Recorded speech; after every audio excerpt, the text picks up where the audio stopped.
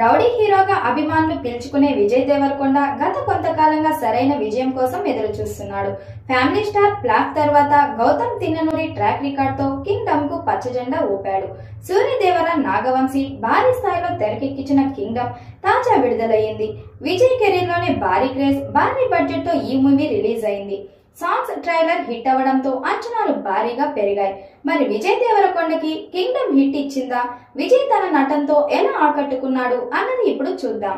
ఈ సినిమా కథ విషయానికి వస్తే, సూరి అంటే విజయ్ దేవరకొండ అని ఒక పోలీస్ ఆఫీసర్ కొన్ని కారణాల వల్ల అండర్ కవర్ ఆపరేషన్ చేయాల్సి వస్తుంది. ఇక దానికోసమైన శ్రీలంకలోని ఒక జైల్లో ఉండాల్సిన పరిస్థితి అయితే ఏర్పడుతుంది. అక్కడ క్రిమినల్ గా ఉన్న సత్యదేవ్ను చంపడానికి వెళ్తాడు.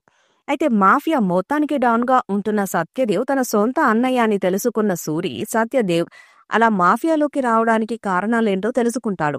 ఇక ఆ తర్వాత వాళ్ళ అన్నయ్యను కాపాడడానికి ప్రయత్నం చేస్తూ ఉంటాడు. పోలీసులకు సూరికి మధ్య ఒక పెను యుద్ధమైతే జరుగుతుంది. మరి తన అన్నయ్యని కాపాడుకున్నాడా లేదా అనేది తెలియాలంటే మాత్రం మీరు ఈ సినిమాను చూడాల్సిందే.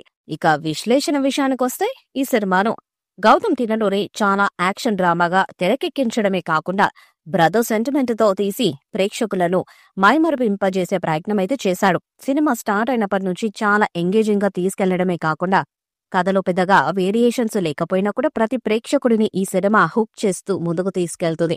ఆయన రాసుకున్న స్క్రీన్ ప్లే ఈ సినిమాకి బాగా వర్కౌట్ అవుతుందని చెప్పాలి.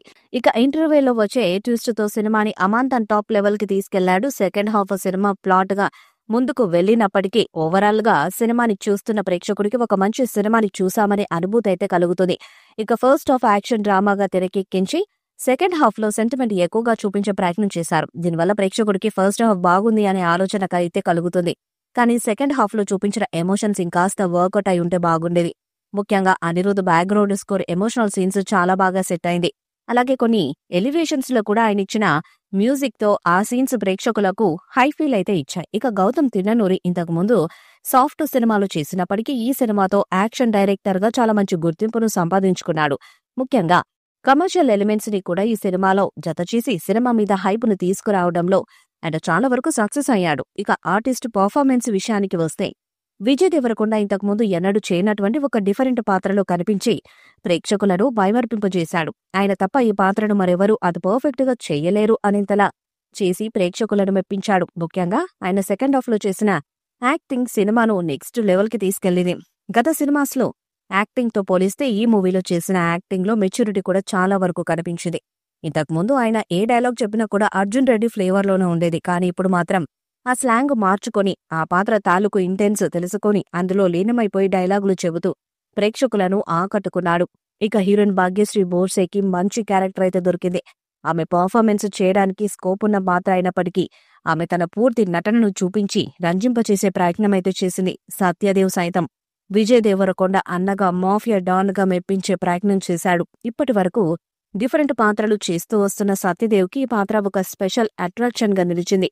ఇక టెక్నికల్ అంశాల విషయానికి వస్తే, ఈ సినిమాను అనిరుద్ సాంగ్స్ పరంగా నిలబెట్టే ప్రయత్నమైతే చేశాడు.